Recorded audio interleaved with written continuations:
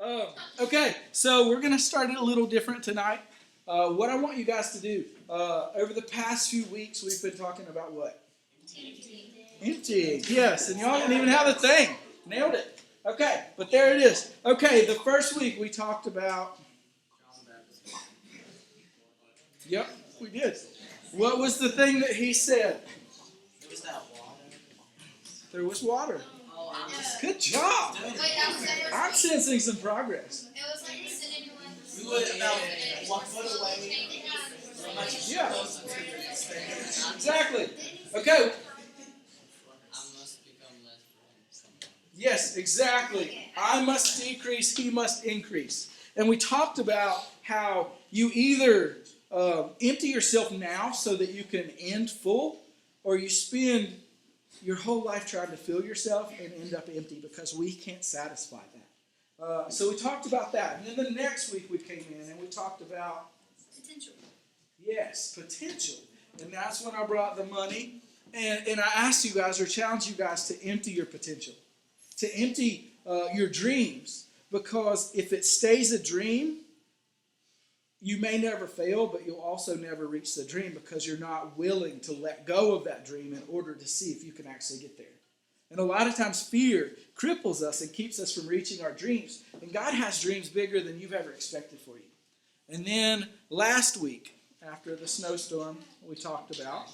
Trash. And you force somebody to take out your trash for you. Exactly. Nailed it. Nailed it. Okay, we talked about emptying the trash, emptying the baggage that sometimes we carry with us, emptying the things that we hold on to from failures, from struggles, from hurt in the past. And I'm not saying that those hurts are things that are your fault, and I'm not saying those things that hurt you are not important and you should just toss them. I believe that those things, some people have been hurt incredibly deeply, and we're not making light of that. But if we hold on to that, we carry that hurt into our future. And it doesn't go away, and it continues to hurt us. It continues to harm us. And what I'm saying is, you don't have to forget, but forgive that person. And the amazing thing is, when we can't forget, when we ask for forgiveness, Jesus has forgotten. And so that's where we kind of are in this thing. And tonight we're going to kind of change focus. But first, I want you guys to break up into groups for about 10 minutes. And maybe if there's something that over the past 3 weeks, maybe last week you wrote it on a card or something like that and threw it in the trash. Maybe there's been something that's been bothering you from the first week. Whatever it is, if there's something that God has showed you that you need to empty in your life, whether it's a relationship, whether it is a dream that you're holding on to because you're afraid you're going to fail, a calling, or whether it's hurt or baggage or whatever the case may be. I want you guys to kind of talk about that for a few minutes. So I have Lexi and Madison and Colin and Chandler. So what I want you to do is split up guys and guys and girls and girls. And we have about an even number. I think there are like 15 girls and like 17 guys. So use that accordingly. Go to one of these people and just talk for like 10 minutes before I call you back, okay? And break. Okay, guys, let's stay focused for a few more minutes. Here's the reason that I don't feel guilty encouraging you guys to empty things, to let go of things, because I know it can seem kind of like callous to say, forget about the problems of the past, let them go, things like that. I can understand how you would look at me and say, well, how do you know that I have potential? How do you know that I should put my money down and see how far it gets me? How do you know I won't fail? And things like that. And you can say, how do you know that my life will get better if I empty myself? And here is where I come from, and here's the beginning of this whole thing. I'm not asking you to do anything that your God didn't do for you. So Romans is a book in the New Testament written by a guy named Paul. And this guy named Paul started out as a guy named Saul. And God changed his name. God gave him a new identity because his old identity, he was very religious. He was a Jew who knew everything, probably had the majority of the Old Testament memorized. He was brilliant, and as a young man was like at the top of his field. He was a Pharisee, which was a religious leader in his time, and they were very passionate and they were very devout. So he followed every law. And this guy despised Jesus because he had based his life on rules and laws.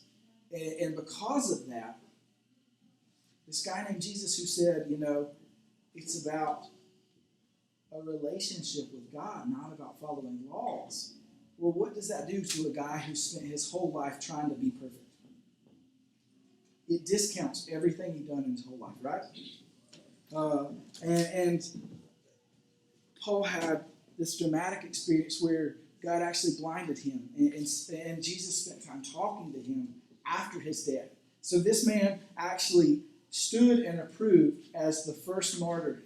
It was a man named Stephen who was appointed by the apostles to help get food to orphans and widows and people who needed food.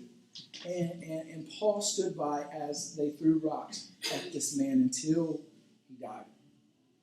And God dramatically changed his life, and he became basically our New Testament spokesman for God. He wrote more than half of the New Testament. And he wrote this in Romans 5. It says, "But God demonstrates his own love for us in this.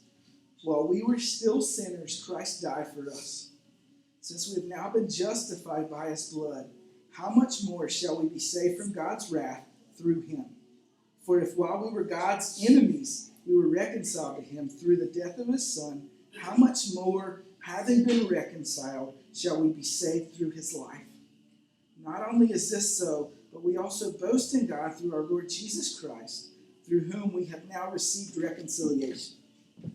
So that's some big words, but basically what Paul is saying is before you emptied anything, before you changed anything, when you were an enemy of God because of your disobedience and because of the sin in your life, because sin and God can't live in the same space, while you were enemies of God, he gave his life for you.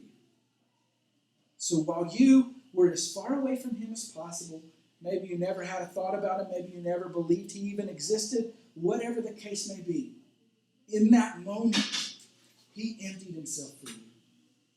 And he did so by dying a terrible death. And in the church, we do this thing called communion. And I wanted to do that tonight because this is the only reason we can empty anything, because Christ emptied himself. And if we don't accept that sacrifice, if we don't accept the fact that Christ emptied himself for us, we're never going to reach forgiveness for the things in our past. We're never going to be able to let go of the things that destroy us. And what I want you guys to know is sin is death. Maybe not immediate, but it is death. There are things that are killing you. So what God asks us is to give away the things that are murdering your life, your joy, your hope, your passion. So what I'm asking you to empty is not things that you love. They're things that are crutches for you. They're things that maybe you think you love, but they're actually sucking the life out of you, or they eventually will. Things like terrible relationships, things like substance abuse and self-abuse, things like pornography, things like being surrounded by bad friends and things like that. Things like whatever the case may be. I'll probably miss yours. But regardless, those things, they kill us. And God says, I don't want you to die. And I don't want you to die to the point that I'm willing to give my life so that those things won't kill you anymore. Those things are in this world because of sin. And I'm going to come and provide a way so that you can have hope, you can have a future, you can have reconciliation. The only path to having a life that's filled with joy and hope is to give away the crap and let go of the crap. And this thing called communion is based on what Jesus did at the Last Supper. And he brought those closest to him into a room together, and they had a meal together. And during that meal, Jesus and his disciples reclined at the table, and he said to them, I have eagerly desired to eat this Passover with you before I suffer. For I tell you, I will not eat it again until it finds fulfillment in the kingdom of God. After taking the cup, he gave thanks and said, take this and divide it among you. For I tell you, I will not drink again from the fruit of the vine until the kingdom of heaven. And he took the bread, gave thanks and broke it, and gave it to them, saying, this is my body given for you. Do this in remembrance of me. In the same way, after the supper, he took the cup, saying, this cup is the new covenant in my blood, which is poured out for you. So hours before Jesus went and gave his body and his blood, emptied it out for you guys, he did this symbolic thing with the people closest to him. And he said, do this in remembrance of me. And he took bread and he broke it. And he said, this symbolizes my body. This symbolizes my sacrifice for you. Take it and eat it. And we do this to remember how Jesus emptied himself for us. So that's what we're going to do tonight. I'm going to ask Chandler and Lexi to come up here. And I guess we'll stand over here. And so Jesus took the bread and he said, this is my body broken for you. And he said, do this in remembrance of me. And he took the cup and he said, this is my blood. Take it. Drink it. Do this in remembrance of me. So guys, I want you guys to remember that Christ emptied himself for you. No matter where you are. Some denominations believe that you can't take this unless you're a Christian.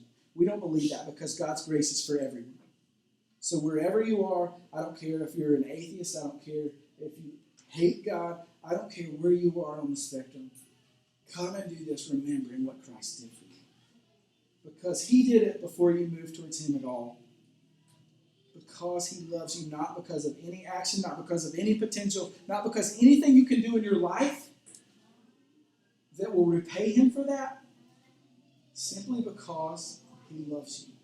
So guys, there's some music that's going to play, and I want you guys to just come up.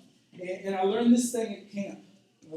I learned this thing at camp this summer because most people, they just grab a little bit and they dip it in. And the speaker we had at camp this summer, he said, get grace enough to choke on.